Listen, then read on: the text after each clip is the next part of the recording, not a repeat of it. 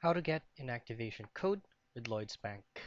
So the very first thing that you'll do is you have actually two options to do this. Now the first option is via the Lloyds application. So you can definitely download Lloyds app using your mobile phone. If you're using an Android device, then download it via the Google Play Store. And same goes with Apple. If you're using an Apple or iOS device, then download it via the Apple Store. Now, there is no actual tricks for you to be able to get an activation code. All you have to do is just to register completely and successfully or opening up a bank account in Lloyds Bank.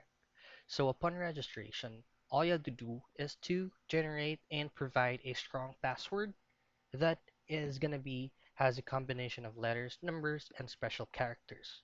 So once you have successfully set up your password and PIN, then when your account is already open, the email address that is associated with your Lloyds Bank account is going to be sending out through the email address that you used.